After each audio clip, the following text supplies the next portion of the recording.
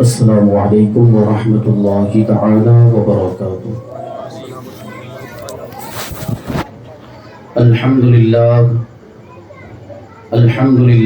رب العالمین والعاقبۃ للمتقین والصلاة والسلام علی سید الانبیاء والمرسلین وعلی آلہ واصحابہ اجمعین، اما بعد فاعوذ باللہ من الشیطان الرجیم، بسم اللہ الرحمن الرحیم۔ لقد من اللہ علی المؤمنین اذ بعث فیہم رسولا من انفسہم یتلو علیہم آیاتہ ویزکیہم ویعلمہم الکتاب والحکمہ وَإِن كَانُوا مِن قَبْلُ لَفِي ضَلَالٍ مُبِينٍ۔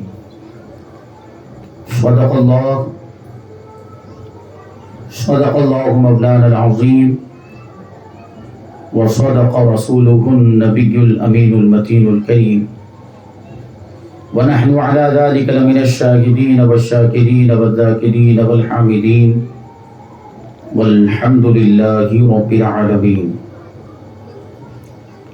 آئیے غم اور آپ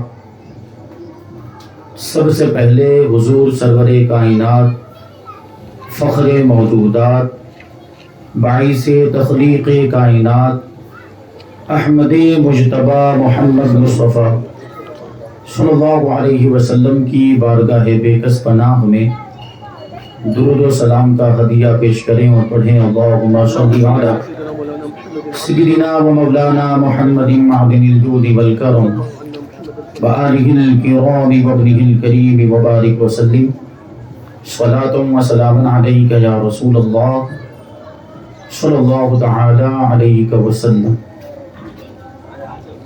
عزیزان ملت اسلامیہ، آج انشاءاللہ تبارک و تعالی حضور پاک صلی اللہ علیہ وسلم کے آثار و تبرکات کے تعلق سے گفتگو ہوگی۔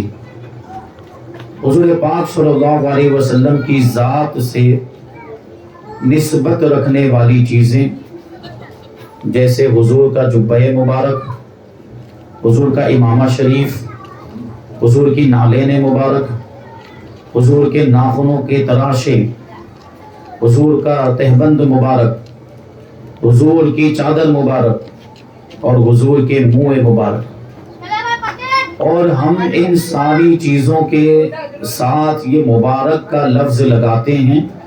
مبارک کا مطلب ہی ہوتا ہے برکت والی چیزیں، تو یقیناً یہ ساری چیزیں برکت والی ہیں، ان سے برکتیں حاصل ہوتی ہیں۔ اللہ تبارک و تعالیٰ ان پاکیزہ اور مقدس چیزوں کی برکت سے مشکلوں کو بھی آسان فرماتا ہے، مصیبتوں کو بھی دور فرما دیتا ہے، اور بیماروں کو شفا بھی عطا فرما دیتا ہے۔ یہ ایسی پاکیزہ چیزیں ہیں جو مومن کی نگاہ کی روشنی ہے، مومن کے قلب کا سکون ہے، مومن کے بدن کے لیے شفا ہے۔ یہ ایسی چیزیں ہیں جو مومن کی روح کو تازگی بخشتی ہیں۔ اللہ تبارک و تعالیٰ قرآن مجید کے اندر ارشاد فرماتا ہے، ذالک ومن یعظم شعائر اللہ فإنہا من تقوی القلوب۔ بات یہ ہے کہ جو اللہ تبارک و تعالیٰ کے شعائر کی تعظیم کرے، یعنی اللہ تبارک و تعالیٰ کی نشانیوں کی تعظیم کرے، تو یہ دلوں کی پرہیزگاری سے ہے۔ میں نے یہ بات پہلے بھی عرض کی تھی کہ عبادتیں یہ بدن کا تقوی ہے، لیکن رسول پاک صلی اللہ علیہ وسلم کی تعظیم، آپ کی بارگاہ کا ادب و احترام، یہ دل کا تقوی ہے، یہ دل کی پرہیزگاری ہے۔ اللہ تبارک و تعالیٰ ارشاد فرماتا ہے کہ جو شعائر اللہ کی تعظیم کرے تو یہ دل کی پرہیزگاری سے ہے، یعنی شعائر اللہ کی تعظیم وہ کرتا ہے جو اپنے دل سے پرہیزگار ہوتا ہے، جو اپنے دل میں متقی ہوتا ہے۔ بہرحال قرآن سے بھی ثابت ہے اور حدیثوں سے بھی ثابت ہے کہ حضور پاک صلی اللہ علیہ وسلم اور مقدس ہستیوں سے اور مقدس شخصیات سے تعلق رکھنے والی چیزوں میں برکت ہوتی ہے، اور ان کے تبرکات میں برکت ہوتی ہے۔ اللہ تبارک و تعالیٰ ان کے تبرکات سے بے شمار فائدے عطا فرماتا ہے، انعام و اکرام فرماتا ہے۔ تو ہم قرآن کی روشنی میں دیکھیں، ہم حدیثوں کی روشنی میں دیکھیں تو ہمیں پتہ چلتا ہے کہ بہت ساری ایسی چیزوں کا ذکر قرآن مجید میں بھی موجود اور حدیثوں میں بھی موجود ہے جو کسی بھی مقدس ہستی سے، کسی بھی مقدس ذات سے نسبت رکھتی ہیں۔ اللہ تبارک و تعالیٰ نے کیا ارشاد فرمایا کہ جو شعائر اللہ کی تعظیم کرے، شعائر اللہ کا مطلب ہوتا ہے اللہ کی نشانیاں۔ اب اللہ کی نشانیاں کیا ہیں، اسی پر ہم کو غور کرنا ہے کہ وہ چیزیں کون کون سی ہیں جو اللہ کی نشانیوں میں شمار ہوتی ہیں۔ تو اللہ تبارک و تعالیٰ خود قرآن مجید میں ارشاد فرماتا ہے وَالْبُدْنَ جَعَلْنَاهَا لَكُم مِّن شَعَائِرِ اللَّهِ لَكُم فِيهَا خَيْرٌ، کہ یہ ڈیل ڈول والے جانوروں کو ہم نے اللہ کی نشانیوں میں سے بنایا ہے اور اس میں تمہارے لیے بھلائیاں ہیں۔ مطلب کیا، یہ قربانی کے جانور جو بڑے جانور ہوتے ہیں جیسے کہ گائے، بھینس اور اونٹ، یہ ڈیل ڈول والے جانور ہوتے ہیں، اللہ تبارک و تعالیٰ نے ان جانوروں کو اپنی نشانیوں میں سے فرمایا ہے۔ یہ قربانی کے جانور یہ اللہ کی نشانیوں میں سے ہے، اسی وجہ سے تو قربانی کے جانوروں کی تعظیم کی جاتی ہے اور قربانی کے جانوروں سے برکتیں حاصل ہوتی ہیں۔ قربانی کرتا ہے انسان، ایک مومن، ایک مسلمان جب قربانی کرتا ہے تو اس کو دنیا کے بھی فائدے ملتے ہیں اور آخرت کے بھی فائدے ملتے ہیں، کیونکہ قربانی کے جانور یہ اللہ کی نشانیوں میں سے۔ اور پھر اللہ تبارک و تعالیٰ نے صفا اور مروہ کو بھی اپنی نشانیوں میں سے فرمایا۔ ارشاد فرماتا ہے ان الصفا والمروۃ من شعائر اللہ فمن حج البیت او اعتمر فلا جناح علیہ ان یطوف بہما ومن تطوع خیرا فهو خیر له ومن تطوع خیرا فان اللہ شاکر علیم، کہ بے شک صفا اور مروہ یہ اللہ کی نشانیوں میں سے ہے۔ تو جو بیت اللہ کا حج کرے، خانہ کعبہ کا حج کرے یا عمرہ کرے تو اس پر کوئی حرج نہیں ہے کہ وہ ان دونوں کے درمیان سعی کرے، یعنی صفا اور مروہ کے درمیان وہ چکر لگائے۔ تو عمرے کے اندر بھی سعی کرنی پڑتی ہے اور حج کے اندر بھی سعی کرنی پڑتی ہے۔ صفا اور مروہ کے درمیان 7 چکر لگانے پڑتے ہیں۔ یہ 7 چکر کیوں لگائے جاتے ہیں، یہ کس کی سنت ہے، یہ کس کا طریقہ ہے؟ میں نے اس دن ایک واقعہ بتایا تھا آب زمزم کے تعلق سے، حضرت اسماعیل علیہ السلام کو اور حضرت ہاجرہ رضی اللہ تعالی عنہا کو حضرت ابراہیم علیہ السلام مکہ مکرمہ میں چھوڑ کر چلے گئے، پانی ختم ہو گیا، توشہ ختم ہو گیا، کھجوریں ختم ہو گئی اور ہاجرہ رضی اللہ تعالی عنہا کے سینے میں دودھ بھی خشک ہو گیا۔ تو ماں کو بچے کی فکر لاحق ہوئی، پانی کی تلاش میں ادھر ادھر گھومنے لگی، کبھی صفا پر جاتی، کبھی مروہ پر جاتی، اس طریقے سے چکر لگاتی۔ حضرت ہاجرہ رضی اللہ تعالی عنہا نے صفا اور مروہ کے 7 چکر لگائے۔ وہ اللہ کی نیک بندی تھی، ایک نبی کی والدہ اور ایک نبی کی بیوی ہے، تو اللہ تبارک و تعالیٰ کو ان کی ادا یہ اتنی زیادہ پسند آ گئی کہ قیامت تک کے آنے والے وہ لوگ جو عمرہ کریں گے یا جو حج کریں گے ان سب کے لیے صفا اور مروہ کے درمیان سعی کرنے کو حضرت ہاجرہ کی سنت کی بنیاد پر واجب قرار دے دیا ہے۔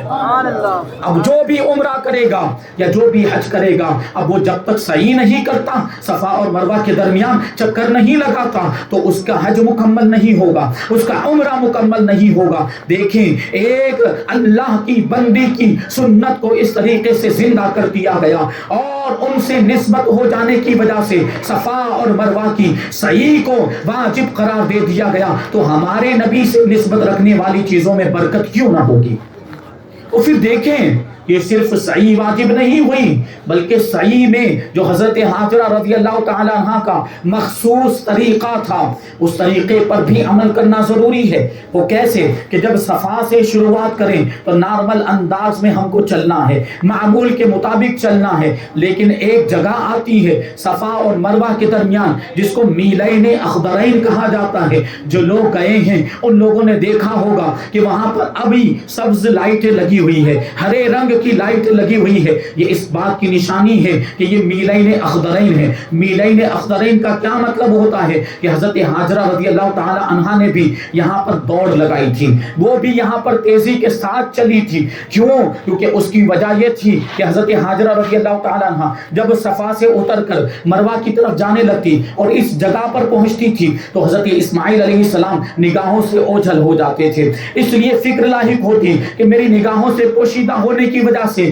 میرے لاڈلے بیٹے کو کوئی تکلیف نہ پہنچ جائے. تو اس جگہ پر آنے کے بعد حضرت ہاجرہ رضی اللہ تعالیٰ عنہ تیزی کے ساتھ چلنے لگ جاتی تھی اور دوڑنے لگ جاتی تھی اور جلدی جلدی اس جگہ پر پہنچتی تھی جہاں سے حضرت اسماعیل دوبارہ نظر آنے لگ جائیں. تو صرف سعی کو واجب نہیں قرار دیا, اس طریقے کو بھی ضروری قرار دے دیا گیا کہ سعی کی جائے. تو میلین اخضرین میں اب ہمیں وہاں پر کسی کو دیکھنا نہیں, اب ہمیں ہماری نگاہوں کے سامنے سے کوئی اوجھل نہیں ہو رہا ہے, اب ہمیں وہاں کسی کی فکر لاحق نہیں ہے. لیکن حضرت ہاجرہ کی سنت کو زندہ کرنے کے لیے آج بھی عمرہ کرنے والوں کو اور حج کرنے والوں کو یہ حکم ہے کہ وہ میلین اخضرین کے درمیان تیزی کے ساتھ چلے.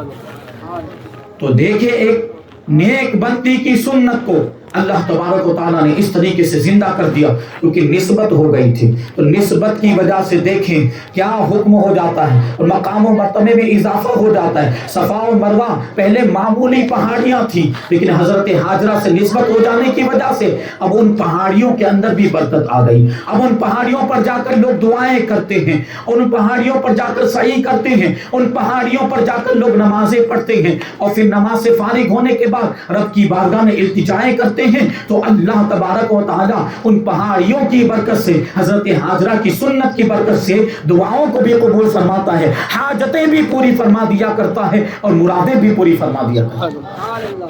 تو یہ صفا اور مروہ اللہ تبارک و تعالیٰ نے ان کو اپنی نشانیوں میں سے فرمایا. اسی طریقے سے دیکھتے ہوئے چلیں تو اللہ تبارک و تعالیٰ ارشاد فرماتا ہے ان اول بیت وضع للناس للذی ببکۃ مبارکا وہدی للعالمین, کہ بے شک سب سے پہلا اللہ کا گھر, سب سے پہلا گھر جو بنایا گیا, جو تعمیر کیا گیا, ان اول بیت وضع للناس, لوگوں کے لیے تعمیر کیا گیا, وہ ایسا گھر ہے جو مکہ مکرمہ کے اندر موجود ہے, اور وہ ایسا گھر ہے جو برکت والا گھر ہے اور جو لوگوں کے لیے ہدایت ہے. فرمایا گیا ان اول بیت وضع للناس للذی ببکۃ مبارکا وہدی للعالمین, جو سارے جہان والوں کے لیے برکت والا ہے اور جو سارے جہان والوں کے لیے رہنما ہے, جو سارے جہان والوں کو ہدایت دینے والا ہے. وہ گھر کون سا ہے؟ وہ خانہ کعبہ ہے. خانہ کعبہ کو کس نے تعمیر کیا تھا؟ خانہ کعبہ کو حضرت ابراہیم علیہ السلام نے تعمیر کیا تھا. سب سے پہلے تو فرشتوں نے تعمیر کیا تھا, پھر حضرت آدم علیہ السلام نے تعمیر کیا تھا, اور بہت سارے مراحل ہیں خانہ کعبہ کی تعمیر کے, اور آخر میں حضرت ابراہیم علیہ السلام نے اس کو تعمیر کیا. حضرت ابراہیم علیہ السلام سے خانہ کعبہ کو نسبت ہو گئی تو اس میں ایسی برکتیں آ گئی. خانہ کعبہ کو زمین پر تعمیر کیا تو زمین کے فرشتے پہلے اس کا طواف کیا کرتے تھے. جب حضرت آدم علیہ السلام دنیا میں تشریف لائے تو حضرت آدم علیہ السلام نے بھی اس کا طواف کیا, آپ کی اولاد نے بھی اس کا طواف کیا. حضرت نوح علیہ السلام کے زمانے تک خانہ کعبہ کا طواف ہوتا رہا. آپ کے بعد طوفان آ جانے کی وجہ سے خانہ کعبہ اٹھا لیا گیا تھا. خانہ کعبہ کی عمارت کو فرشتے آسمانوں پر اٹھا کر لے گئے تھے کہ طوفان کی وجہ سے خانہ کعبہ کی عمارت کو کوئی نقصان نہ پہنچ جائے, اس لیے اس عمارت کو آسمانوں پر اٹھا لیا گیا تھا. اب وہاں پر ایک سرخ ٹیلا باقی رہ گیا تھا. اب جو بھی آتے تھے اسی ٹیلے کا طواف کرتے اور واپس چلے جاتے تھے. وہاں پر کوئی باقاعدہ عمارت نہیں تھی, وہاں پر باقاعدہ کوئی گھر بنا ہوا نہیں تھا, خانہ کعبہ کی عمارت نہیں تھی. لیکن جب حضرت ابراہیم علیہ السلام کا زمانہ آیا تو اللہ تبارک و تعالیٰ نے حضرت ابراہیم علیہ السلام کو حکم دیا کہ خانہ کعبہ کو دوبارہ تعمیر کیا جائے. حضرت ابراہیم علیہ السلام نے اللہ کی بارگاہ میں عرض کیا کہ خانہ کعبہ کے نشانات مٹ چکے ہیں, خانہ کعبہ کی حدود پتہ نہیں چل رہی, کتنی لمبائی چوڑائی کے اندر خانہ کعبہ کی عمارت تھی یہ معلوم نہیں پڑ رہا, کیونکہ مٹی سے وہ خانہ کعبہ وہ پٹ گیا تھا, اس کی جگہ پٹ گئی, اور جو ٹیلا تھا تو جو ٹیلا تھا وہ ٹیلا بھی غائب ہو چکا تھا, اب پتہ نہیں چل پا رہا تھا. تو حضرت جبریل علیہ السلام آ کر حضرت ابراہیم علیہ السلام کو خانہ کعبہ کی حدود بتا دی کہ یہ خانہ کعبہ اتنے ایریے کے اندر تھا, اتنے رقبے کے اندر موجود تھا. یا ایک روایت میں آیا کہ اللہ تبارک و تعالیٰ کی طرف سے ایک تیز ہوا چلی اور اس تیز ہوا نے مٹی کو اڑا دیا, اور مٹی کے اڑنے کی وجہ سے وہ خانہ کعبہ کی بنیادیں ظاہر ہو گئی. پھر حضرت ابراہیم علیہ السلام نے خانہ کعبہ کو تعمیر کیا. خانہ کعبہ مکہ مکرمہ کے اندر تعمیر ہوا. خانہ کعبہ کی تعمیر مکمل ہونے کے بعد حضرت ابراہیم علیہ السلام نے اور حضرت اسماعیل علیہ السلام نے اللہ کا شکر ادا کیا اور اللہ کی بارگاہ میں دعا کی, اے پروردگار ہم سے ہماری اس عبادت کو قبول فرما اور ہمیں عبادتوں کے طریقے سکھا دے, حج کے طریقے سکھا دے. حضرت ابراہیم علیہ السلام نے خانہ کعبہ کا طواف کیا تھا، خانہ کعبہ کا حج کیا تھا۔ اللہ تبارک و تعالیٰ نے حضرت ابراہیم علیہ السلام کو حکم دیا کہ لوگوں میں حج کا اعلان کرو، تو حضرت ابراہیم علیہ السلام نے اللہ کی بارگاہ میں عرض کیا، اے پروردگار لوگ تو پوری دنیا میں پھیلے ہوئے ہیں، میں یہاں مکہ مکرمہ سے آواز دوں گا تو میری آواز یہ دنیا کے سارے لوگوں تک کیسے پہنچ پائے گی؟ تو اللہ تبارک و تعالیٰ نے ارشاد فرمایا، ابراہیم تم آواز دو، پکارنا تمہارا کام ہے اور آواز کو دنیا کے سارے لوگوں تک پہنچانا ہمارا کام ہے۔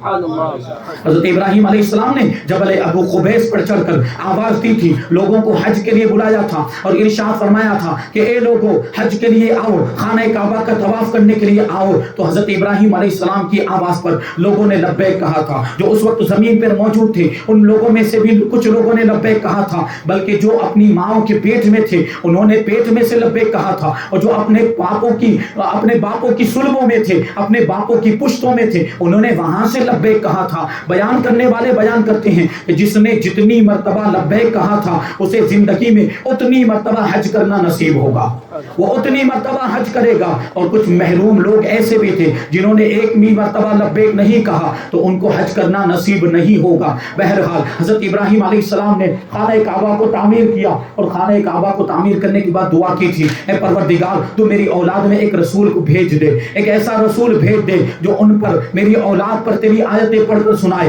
انہیں حکمت سکھائے، انہیں کتاب سکھائے، انہیں صاف ستھرا کر دے، انہیں پاکیزہ کر دے اور خانہ کعبہ کی حفاظت کا ضامن ہو جائے۔ کیونکہ حضرت ابراہیم علیہ السلام نے خانہ کعبہ کو تعمیر تو کر دیا تھا، لیکن فکر یہ لاحق ہوئی تھی کہ خانہ کعبہ کی حفاظت کیسے ہوگی، خانہ کعبہ محفوظ کیسے ہوگا۔ تو دعا کی کہ اے پروردگار میری اولاد میں ایک رسول ایسا بھیج دے جو خانہ کعبہ کو ہمیشہ کے لیے محفوظ کر دے، قیامت تک کے لیے محفوظ کر دے۔ اللہ تبارک و تعالیٰ نے حضرت ابراہیم علیہ السلام کی اس دعا کو قبول فرمایا اور نبی آخر الزمان کو مکہ مکرمہ کے اندر پیدا فرمایا۔ حضور پاک صلی اللہ علیہ وسلم مکہ مکرمہ میں تشریف لائے اور خانہ کعبہ کی ایسی حفاظت فرمائی، ایسی حفاظت فرمائی کہ خانہ کعبہ قیامت تک کے لیے محفوظ ہو گیا ہے۔ نعرہ تکبیر، نعرہ تکبیر، نعرہ رسالت، جشن عید میلاد النبی، خلیفہ حضور اشرف الفقہا مفتی سلیم مصباحی صاحب قبلہ۔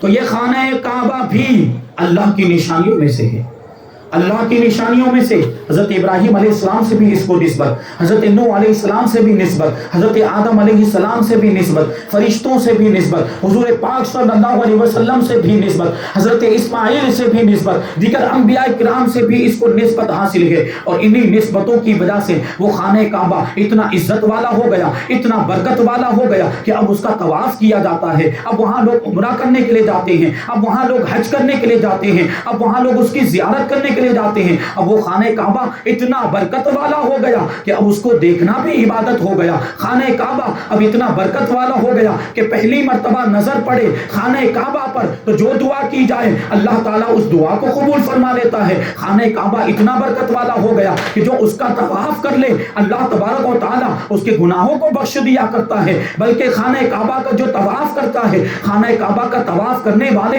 اگر ان لوگوں کے لیے دعا کریں جو گھروں میں موجود ہیں، جو عمرہ کرنے کے لیے نہ آ سکے، جو حج کرنے کے لیے نہ آ سکے، طواف کرنے والے اگر ان کے لیے دعا کریں تو ان کے گناہوں کی بھی بخشش ہو جائے، ان کی بھی مغفرت ہو جائے۔ خانہ کعبہ میں یہ برکتیں کہاں سے آئی؟ خانہ کعبہ کے اندر یہ برکتیں آئی ہیں نسبت کی وجہ سے، انبیاء کرام کی نسبت کی وجہ سے، اللہ کے نیک بندوں سے نسبت ہو جانے کی وجہ سے اللہ تبارک و تعالیٰ نے اسے مبارک بنا دیا، برکت والا بنا دیا ہے۔ یہ اللہ کی نشانیاں ہیں، نسبت ہو جانے کی وجہ سے ان میں برکت آ جاتی ہے۔ اور اسی وجہ سے اللہ تعالیٰ نے ارشاد فرمایا فیہ آیات بینات مقام ابراہیم، خانہ کعبہ کے اندر بہت ساری روشن نشانیاں بھی ہیں اور انہیں نشانیوں میں سے ایک مقام ابراہیم بھی ہے۔ اور مقام ابراہیم کے بارے میں اللہ تبارک و تعالیٰ نے ارشاد فرمایا واتخذوا من مقام ابراہیم مصلی، کہ مقام ابراہیم کو جائے نماز بناؤ، یعنی مقام ابراہیم پر نماز پڑھو، مقام ابراہیم پر نماز پڑھو، یعنی خانہ کعبہ کا طواف کر لو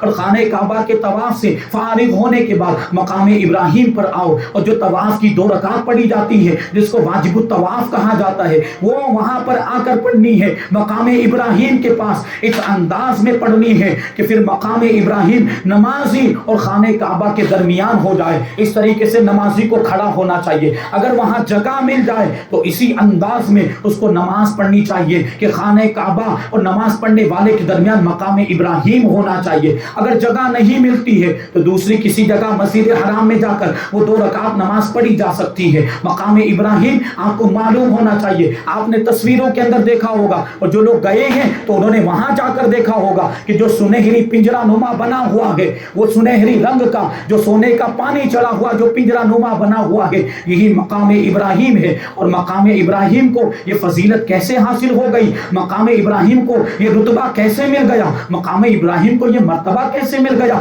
کہ اللہ تعالیٰ نے وہاں نماز پڑھنے کا حکم دے دیا. یہ اس وجہ سے ہوا کہ مقام ابراہیم میں آج بھی وہ پتھر رکھا ہوا ہے جس پتھر پر کھڑے ہو کر حضرت ابراہیم علیہ السلام نے خانہ کعبہ کو تعمیر کیا تھا. اور یہ پتھر کہیں اور سے نہیں آیا تھا, یہ پتھر جنت سے لایا گیا تھا, یہ پتھر جنت سے آیا تھا. اور اس پتھر کی شان یہ تھی حضرت ابراہیم علیہ السلام خانہ کعبہ کو تعمیر کر رہے ہیں اور خانہ کعبہ آپ نے دیکھا ہوگا تصویروں میں دیکھا ہوگا یا وہاں جو گئے انہوں نے دیکھا ہوگا خانہ کعبہ کی عمارت بہت اونچی ہے, خانہ کعبہ کی بلڈنگ بہت بلند ہے, ہمارے قد سے بھی اونچی ہے. حضرت ابراہیم علیہ السلام جب خانہ کعبہ کو تعمیر کر رہے تھے تو تعمیر کرتے کرتے خانہ کعبہ کی عمارت حضرت اسماعیل علیہ السلام یہ مدد کر رہے تھے, اینٹیں لے کر آ رہے تھے. حضرت ابراہیم علیہ السلام تعمیر کرتے جا رہے تھے, خانہ کعبہ میں اینٹیں دیوار پر لگاتے جا رہے تھے. اب ایک وقت ایسا آیا کہ وہ دیوار اتنی بلند ہو گئی کہ حضرت ابراہیم علیہ السلام کے قد سے اونچی ہو گئی, اب وہاں تک ہاتھ نہیں پہنچ رہا تھا.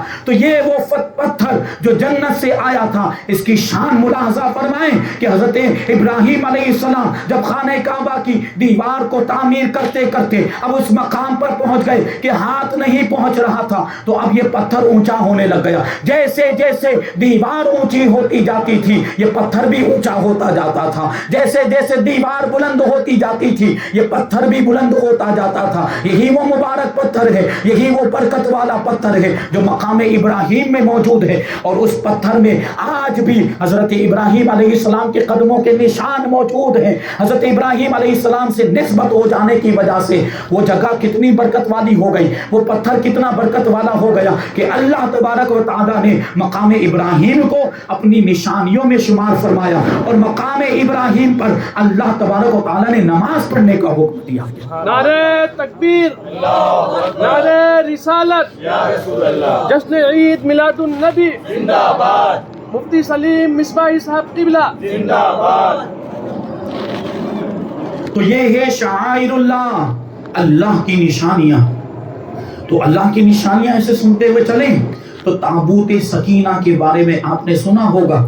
تابوت سکینہ بھی اللہ کی نشانیوں میں سے ایک نشانی ہے. یہ تابوت سکینہ کیا ہے؟ ہوا یوں تھا کہ حضرت موسیٰ علیہ السلام کے ظاہری طور پر دنیا سے تشریف لے جانے کے بعد حضرت شمویل علیہ السلام بنی اسرائیل کے نبی بنائے گئے. حضرت شمویل کے زمانے میں بنی اسرائیل پر ایک ظالم و جابر بادشاہ مسلط کر دیا گیا تھا جس کا نام تھا جالوت. وہ بڑا ظلم کیا کرتا تھا, وہ بڑا لوگوں کو ستایا کرتا تھا, وہ لوگوں کو تکلیفیں دیا کرتا تھا, وہ لوگوں پر ستم کیا کرتا تھا. حضرت شمویل علیہ السلام نے حضرت یعقوب علیہ السلام کے بیٹے بن یامین کی اولاد میں سے ایک نیک اور ایک صالح متقی پرہیزگار اور ایک عالم, ایک علم والا, ایک شجاع اور بہادر شخص جس کا نام تھا طالوت, اس کو بنی اسرائیل کا بادشاہ مقرر کیا. اللہ تبارک و تعالیٰ کے حکم سے حضرت شمویل نے طالوت کو بنی اسرائیل کا بادشاہ مقرر کیا. تو بنی اسرائیل کے لوگ کہنے لگے کہ یہ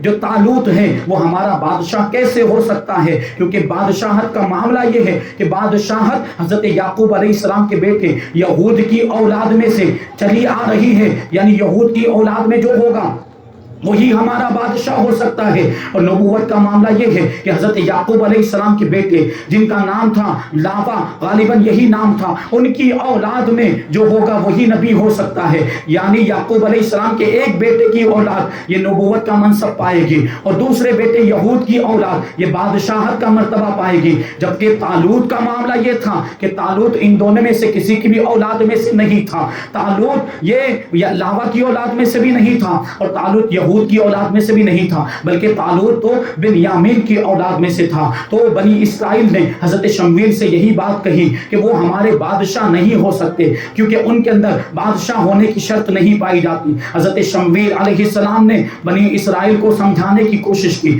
بنی اسرائیل سے فرمایا کہ دیکھو بادشاہ ہونے کا معاملہ یہ خاندان سے تعلق نہیں رکھتا، نسل سے اور خاندان سے، نسب سے اس کا کوئی تعلق نہیں، یہ تو اللہ تعالیٰ کا فضل ہے، اللہ تعالیٰ کی توفیق سے جو چاہے بادشاہ بن جائے، اللہ تعالیٰ جسے چاہتا ہے بادشاہت عطا فرما دیتا ہے۔ لیکن بنی اسرائیل کے لوگ پھر بھی ماننے کے لیے تیار نہیں ہوئے۔ انہوں نے کہا کہ ہم کیسے مان لیں کہ طالوت کو ہمارا بادشاہ بنایا گیا ہے، ہم انہیں اپنا بادشاہ ماننے کے لیے تیار نہیں ہے۔ یہاں تک کہ ان لوگوں نے طالوت کی بادشاہت پر حضرت شمویل علیہ السلام سے نشانی طلب کی کہ اگر طالوت ہمارے بادشاہ ہیں تو اس کی کوئی نشانی بھی ہونی چاہیے، وہ نشانی ہمارے سامنے لائی جائے، وہ نشانی ہمارے سامنے پیش کی جائے۔ تو حضرت شمویل علیہ السلام نے کہا تھا کہ ان اللہ اصطفاہ علیکم وزادہ بسطۃ فی العلم والجسم واللہ یؤتی ملکہ من یشاء، کہ بے شک اللہ تبارک و تعالی نے طالوت کو تم پر منتخب فرما لیا ہے، یعنی طالوت کو تمہارا بادشاہ بنا دیا ہے،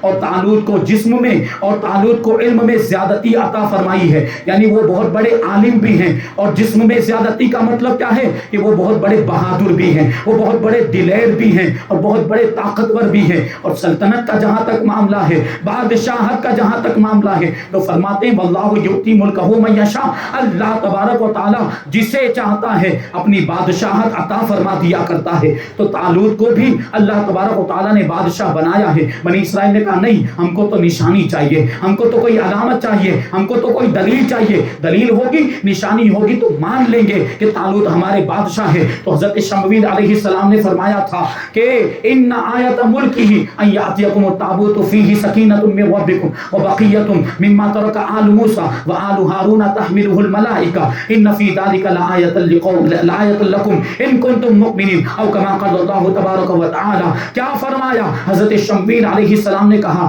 کہ طالوت کی بادشاہت کی نشانی یہ ہے کہ تمہارے پاس ایک تابوت آئے گا، اور وہ تابوت ایسا ہوگا کہ جس میں تمہارے رب کی طرف سے سکینہ ہوگا، یعنی دلوں کا چین ہوگا، دلوں کا سکون ہوگا، اور اس تابوت کے اندر، اس صندوق کے اندر، اس پیٹی کے اندر معزز موسیٰ اور معزز ہارون کی بچی ہوئی چیزوں کا بقیہ ہوگا، ان کے ترکے کی بچی ہوئی چیزیں اس کے اندر موجود ہوگی۔ اور اس تابوت کا معاملہ یہ ہوگا کہ فرشتے اس تابوت کو اٹھا کر لائیں گے، اسی تابوت کو تابوت سکینہ کہا جاتا ہے۔ اب کیا ہوا؟ اب یہ تابوت سکینہ کیسے حضرت شمویل علیہ السلام تک پہنچا اور طالوت کے لیے نشانی کیسے بنا، یہ بات کہی تھی۔ اس وقت ان پر جہاد فرض ہو گیا تھا، طالوت کو بادشاہ ماننے کے لیے وہ تیار نہیں ہوئے تھے، طالوت کو بادشاہ ماننے کے لیے وہ تیار نہیں ہوئے، ان پر جہاد فرض ہوا تو وہ بہانے کرنے لگ گئے۔ حضرت طالوت جب لشکر لے کر بیت المقدس سے روانہ ہوئے تو صرف 313 لوگ طالوت کے ساتھ میں تھے، اور باقی لوگوں نے بے وفائی کی، کوئی ان کے ساتھ نہیں آیا۔ اور انہی 313 لوگوں میں حضرت داؤد علیہ السلام بھی تھے، اور حضرت داؤد علیہ السلام ہی نے جالوت بادشاہ کو قتل کیا تھا، جو ظالم و جابر بادشاہ تھا، اس کو حضرت داؤد علیہ السلام ہی نے قتل کیا تھا، اور اس کا ذکر بھی قرآن مجید کے اندر موجود ہے۔ اللہ تبارک و تعالی ارشاد فرماتا ہے وَقَتَلَ داؤد جالوت وَآتَاهُ اللَّهُ الْمُلْكَ وَالْحِكْمَةَ وَعَلَّمَهُ مِمَّا يَشَاءُ، اور داؤد نے جالوت کو قتل کیا، اور اللہ تبارک و تعالی نے داؤد کو علم بھی عطا فرمایا، داؤد کو حکمت بھی عطا فرمائی، اور اللہ تبارک و تعالی نے جو کچھ بھی چاہا اس کو سکھا دیا۔ حضرت داؤد علیہ السلام بھی اللہ کے نبی ہیں۔ حضرت داؤد علیہ السلام نے جب جالوت کو قتل کر دیا تو طالوت آپ سے بہت خوش ہوا، اور خوش ہو کر انعام کے طور پر اس نے اپنی بیٹی کا نکاح حضرت داؤد علیہ السلام سے کر دیا، اور وہ داماد بن گئے طالوت کے۔ اور طالوت کے انتقال کے بعد طالوت کی پوری بادشاہت حضرت داؤد علیہ السلام کے پاس آ گئی، اور حضرت داؤد علیہ السلام بنی اسرائیل کے بادشاہ بن گئے۔ یہ جو تابوت سکینہ ہے، تابوت سکینہ کے بارے میں فرماتے ہیں کہ یہ بنی اسرائیل کو ملا تھا. حضرت آدم علیہ السلام پر یہ تابوت سکینہ نازل ہوا تھا. حضرت آدم علیہ السلام پر جب یہ نازل ہوا تو حضرت آدم علیہ السلام نے اس کے اندر دیکھا تو اس تابوت کے اندر سارے انبیاء کرام کی تصویریں موجود تھی,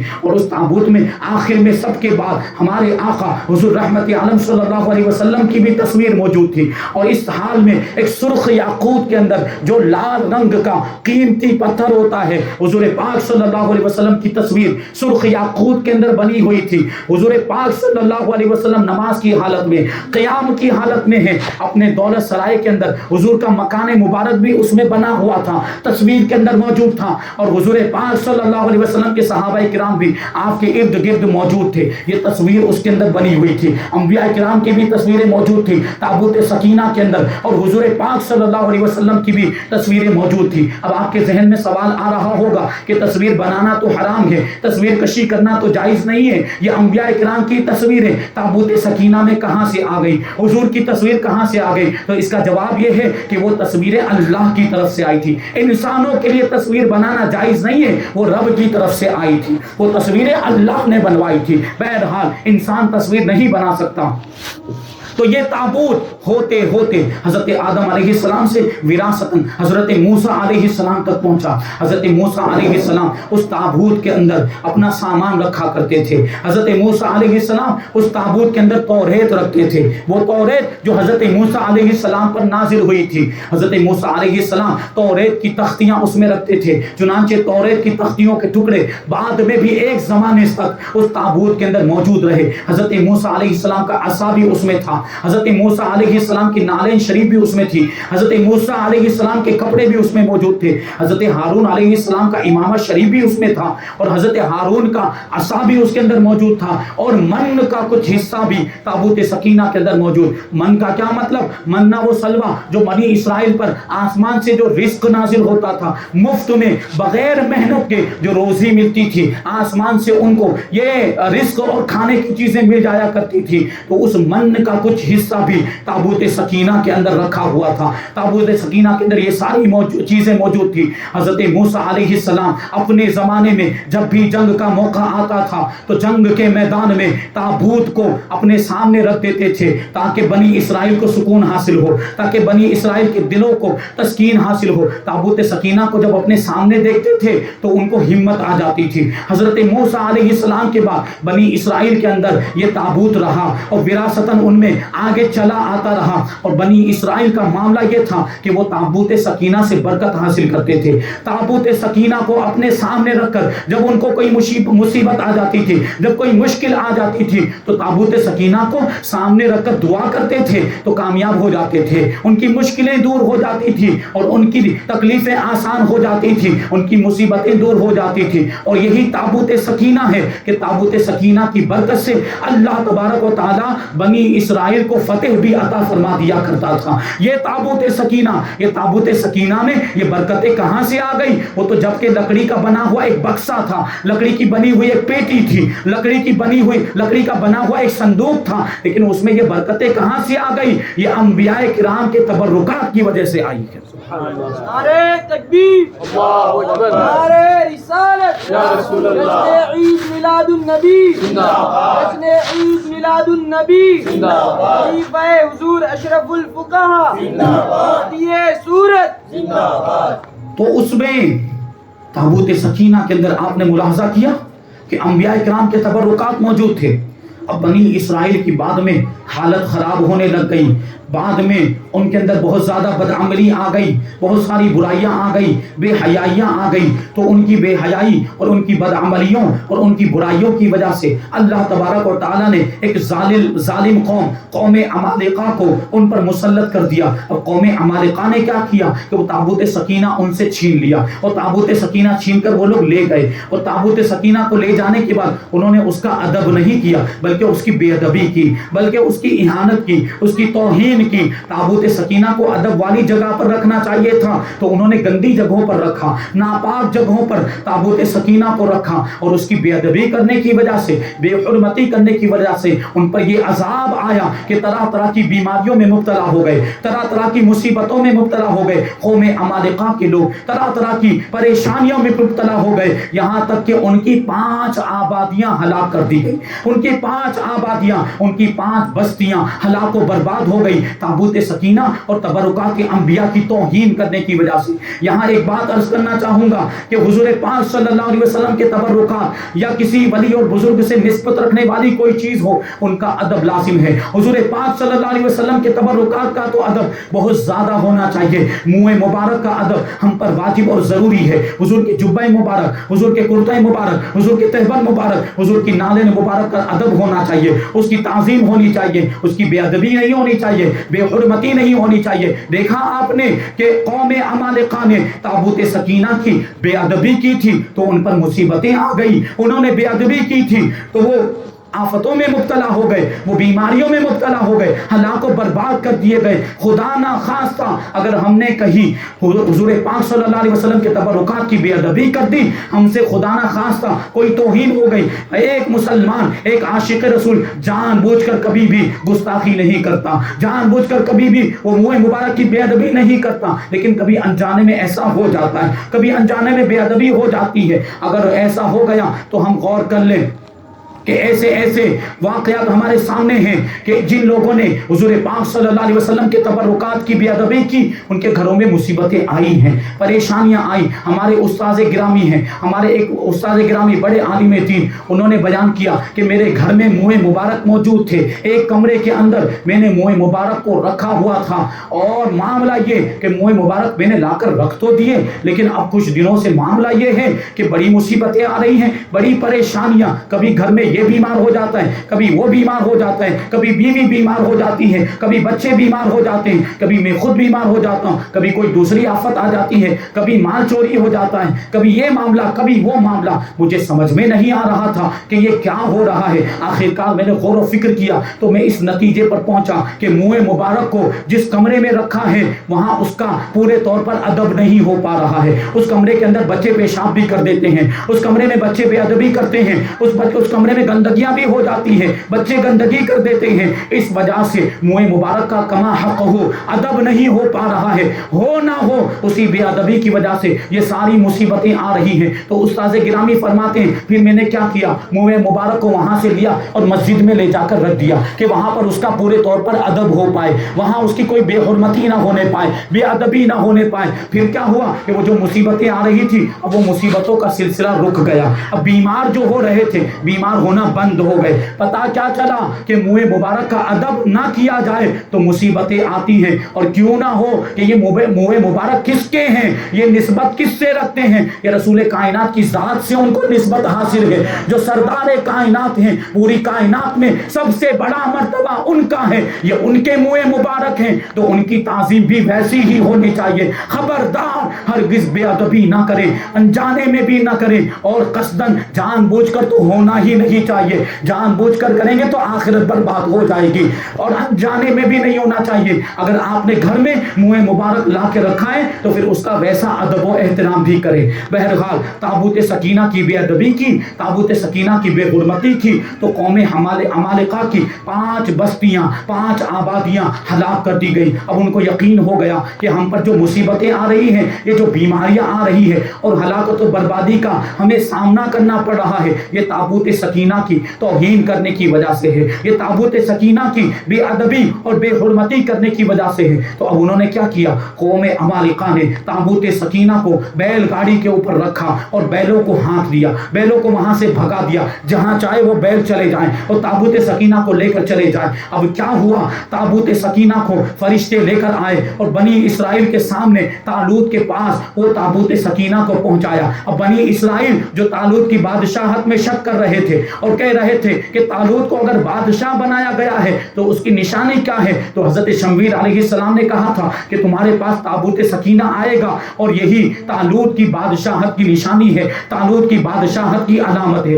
اب وہ تابوت آ چکا تھا، اب وہ تابوت بنی اسرائیل کے سامنے تھا۔ اب بنی اسرائیل کو یقین ہو گیا، اب بنی اسرائیل کے شکوک و شبہات دور ہو گئے۔ اب بنی اسرائیل نے طالوت کو بادشاہ مان لیا اور طالوت کے ساتھ جہاد کرنے کے لیے تیار ہو گئے، اور 70,000 کی تعداد میں وہ طالوت کے ساتھ جہاد کرنے کے لیے نکلے تھے۔ یہ تابوت سکینہ، یہ تابوت سکینہ جس میں تبرکات موجود تھے، یہ تابوت سکینہ یہ شمشاد کی لکڑی کا بنا ہوا تھا۔ شمشاد کی لکڑی یہ بڑی سخت اور مضبوط لکڑی ہوتی ہے۔ وہ لکڑی تو عام سی لکڑی تھی، لکڑی کا کوئی اس میں رول نہیں ہے، لکڑی کا کوئی کردار نہیں ہے۔ تابوت سکینہ میں جو ساری برکتیں آئی تھی، وہ تابوت سکینہ بہت بڑا بھی نہیں تھا، وہ 2 ہاتھ 3 ہاتھ چوڑا تھا، 3 ہاتھ لمبا تھا تو 2 ہاتھ چوڑا تھا۔ وہ تابوت سکینہ ایسا تھا۔ تابوت سکینہ میں یہ جو ساری برکتیں آئی ہے، یہ انبیاء کرام کے تبرکات کی وجہ سے آئی، انبیاء کرام کی سے نسبت رکھنے والی چیزوں کی وجہ سے آئی۔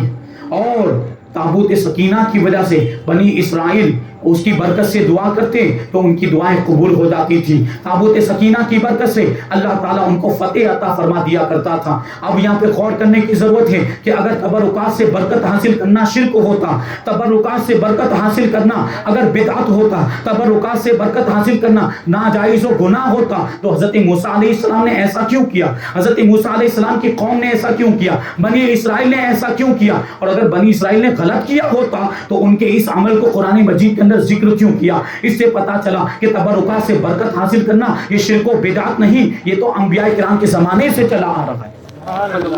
قرآن مجید سے اس کا ہمیں ثبوت ملتا ہے، قرآن مجید کے اندر یہ بات موجود ہے، تابوت سکینہ کا ذکر بھی موجود ہے۔ بہرحال اللہ کی نشانیوں کی بات چل رہی ہے تو اللہ کی نشانیوں میں سے ایک نشانی حضرت یوسف علیہ السلام کا کرتا بھی ہے۔ حضرت یوسف علیہ السلام کا واقعہ اگر آپ نے سنا ہو تو حضرت یوسف علیہ السلام اللہ کے نبی ہیں، حضرت یعقوب علیہ السلام کے بیٹے، حضرت یعقوب علیہ السلام کے بڑے چہیتے بیٹے۔ حضرت یعقوب علیہ السلام حضرت یوسف علیہ السلام سے بڑی محبت فرمایا کرتے تھے۔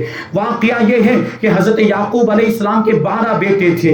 آپ کی پہلی بیٹی سے، آپ کی پہلی بیوی سے 10 لڑکے تھے اور دوسری بیوی سے 2 لڑکے تھے، ایک حضرت یوسف علیہ السلام اور دوسرے آپ کے حقیقی بھائی بنیامین، اور یہ دونوں سگے بھائی تھے۔ لیکن جو وہ باقی کے 10 بھائی تھے وہ اللاتی بھائی تھے، یعنی باپ شریک بھائی تھے، کیونکہ ان کی مائیں الگ الگ تھی لیکن والد ایک ہی تھے، حضرت یعقوب علیہ السلام۔ لیکن حضرت یعقوب علیہ السلام حضرت یوسف علیہ السلام سے بڑی محبت کرتے تھے، کیونکہ حضرت یعقوب علیہ السلام کو معلوم تھا کہ میرے بعد نبوت کا مرتبہ یوسف کو ملنے والا ہے، اور یوسف علیہ السلام بڑے حضرت یعقوب علیہ السلام کو بڑے پیارے تھے، بڑے محبوب تھے۔ یعقوب علیہ السلام ان سے بڑی محبت فرماتے تھے، تو وہ جو دوسرے 10 بھائی تھے جو دوسری ماں سے تھے، جو دوسری بیوی سے تھے، تو وہ جلنے لگ گئے۔ حضرت یوسف علیہ السلام کے تعلق سے ان کے دل میں حسد پیدا ہو گیا، ان کے دل میں جلن پیدا ہو گئی۔ تو اب انہوں نے سوچا کہ یوسف کو اپنے راستے سے ہٹانا پڑے گا، کہ یہ یوسف والد ماجد کی نگاہوں کا تارا بنا ہوا ہے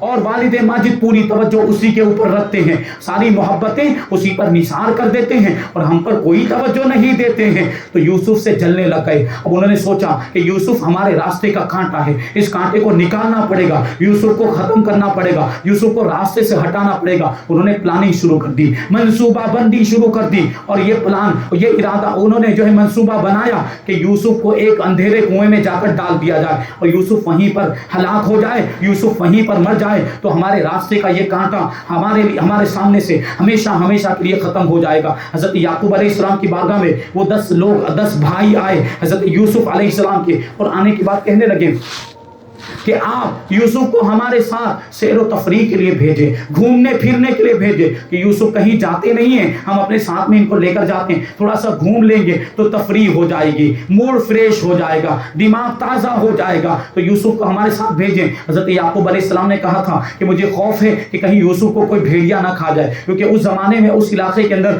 بھیڑیے کثرت کے ساتھ پائے جاتے تھے، اس لیے حضرت یعقوب علیہ السلام نے کہا کہ یوسف کو مت لے کر جاؤ، کہیں کوئی بھیڑیا ان کو نقصان نقصان نہ پہنچا دے، کیونکہ یوسف علیہ السلام اس وقت کم عمر تھے، غالباً 13 سال کی عمر تھی یا 14 سال کی عمر تھی، بہت چھوٹے تھے۔ حضرت یوسف علیہ السلام خود اپنی حفاظت نہیں کر سکتے تھے، اس لیے حضرت یعقوب علیہ السلام نے یہ خدشہ ظاہر کیا۔ تو حضرت یوسف علیہ السلام کے 10 بھائیوں نے جواب دیا کہ ہم اس کی حفاظت کریں گے اور ہم اسے کوئی نقصان نہیں پہنچنے دیں گے۔ بہرحال وہ لے کر گئے، ان کی نیتوں میں تو کھوٹ تھی، وہ حضرت یوسف علیہ السلام کو قتل کرنے کے لیے لے کر جا رہے تھے، اور لے کر پہنچے اور ایک مقام پر ایک کنویں کے اندر حضرت یوسف علیہ السلام کو ڈال دیا۔ حضرت یوسف علیہ السلام اللہ کے نبی، نبوت کا منصب آپ کو ملا، تو اللہ تبارک و تعالیٰ کیسے آپ کو ہلاک ہونے دیتا، اللہ تبارک و تعالیٰ کیسے آپ کو نقصان پہنچنے دیتا۔ حضرت جبرائیل کو بھیجا، کنویں میں گرنے سے پہلے حضرت جبرائیل نے حضرت یوسف کو اپنے پروں پر اٹھا لیا، اور اس طریقے سے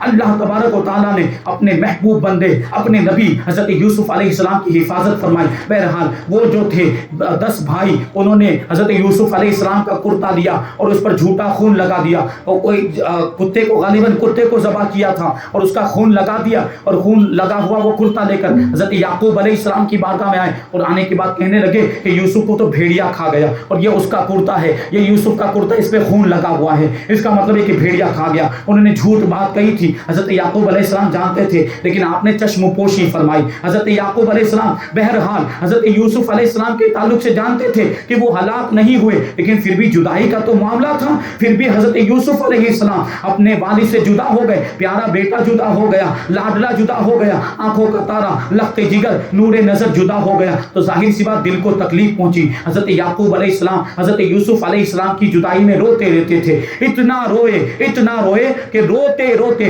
آنسو بہاتے بہاتے، بہت زیادہ آنسو بہانے کی وجہ سے حضرت یعقوب علیہ السلام کی آنکھوں کی روشنی ہی چلی گئی، حضرت یعقوب علیہ السلام کی بینائی ختم ہو گئی، حضرت یعقوب علیہ السلام کی آنکھوں کی روشنی ختم ہو گئی۔ حضرت یعقوب علیہ السلام اتنا روئے تھے۔ اب ادھر کیا ہوا، اللہ تعالیٰ نے حضرت یوسف علیہ السلام کی کیسے حفاظت فرمائی۔ ایک قافلہ وہاں سے گزرا، کنویں کے پاس سے گزرا، پانی لینے کے لیے پہنچے تو دیکھا کہ حضرت یوسف علیہ السلام اندر موجود ہے، ان کو نکالا اور سوچا کہ اس کو غلام بنا لیتے ہیں۔ حضرت یوسف علیہ السلام کو غلام بنا لیا، مصر میں لے کر گئے اور بولی لگنی شروع ہو گئی۔ حضرت یوسف علیہ السلام کو بیچنے لگ گئے، بہت بولیاں لگی اور بہت ہی قیمت میں اضافہ ہوتا چلا گیا، کیونکہ حضرت یوسف علیہ السلام بہت زیادہ خوبصورت تھے، بہت زیادہ حسین و جمیل تھے۔ اور بھی واقعات تھے، نیمبو کاٹنے والا واقعہ، ابھی اس کا موقع نہیں ہے، پھر کسی موقع پر بیان کریں گے۔ تو حضرت یوسف علیہ السلام کی بولی لگی، بہت زیادہ قیمت لگائی گئی۔ عزیز مصر جو تھا اس کو پتا چلا کہ ایک غلام ایسا آیا جو بہت ہی حسین و جمیل ہے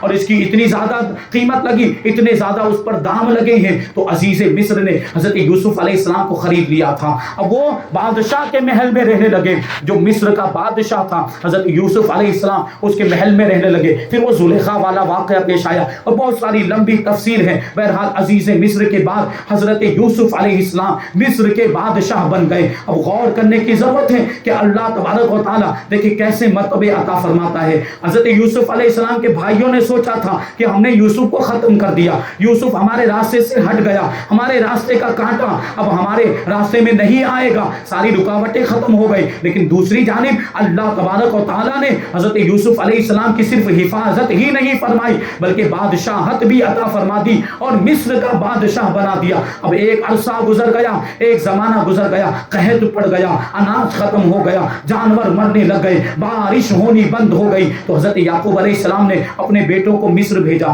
تو یہ وہی بھائی تھے حضرت یوسف علیہ السلام کے جنہوں نے کنویں میں حضرت یوسف علیہ السلام کو ڈالا تھا۔ یہی بھائی اب کنعان سے مصر پہنچے، حضرت یوسف علیہ السلام کے دربار میں پہنچے۔ حضرت یوسف علیہ السلام اب بادشاہ بن چکے تھے اور یہ لوگ اناج لینے کے لیے آئے تھے، یہ لوگ غلہ لینے کے لیے آئے تھے۔ پہلے تو انہوں نے نہیں پہچانا، کیونکہ حضرت یوسف علیہ السلام کو جب انہوں نے کنویں میں ڈالا تھا تب چھوٹے تھے، اب بڑے ہو چکے تھے، اب عمر زیادہ ہو چکی تھی۔ بہرحال وہ بھی ایک تفصیل ہے، ایک لمبا واقعہ ہے۔ آخرکار پہچان ہو گئی اور ان کو احساس ہو گیا، انہوں نے اپنی غلطی کا اعتراف کیا۔ حضرت یوسف علیہ السلام نے اپنے والد ماجد حضرت یعقوب علیہ السلام کے بارے میں ان سے معلومات حاصل کی کہ میرے والد ماجد کیسے ہیں، میرے والد ماجد کی حالت کیا ہے، میرے والد ماجد کی طبیعت کیسی ہے۔ تو ان بھائیوں نے جواب دیا کہ حضرت یعقوب علیہ السلام آپ کی جدائی میں بہت زیادہ رونے کی وجہ سے ان کی آنکھوں کی بینائی چلی گئی ہے، ان کے آنکھوں کی روشنی ختم ہو گئی۔ حضرت یوسف علیہ السلام نے جب یہ بات سنی تو آپ کو بہت زیادہ تکلیف ہوئی، آپ کے دل کو صدمہ پہنچا۔ تو حضرت یوسف علیہ السلام نے کیا کیا، حضرت حضرت یوسف علیہ السلام نے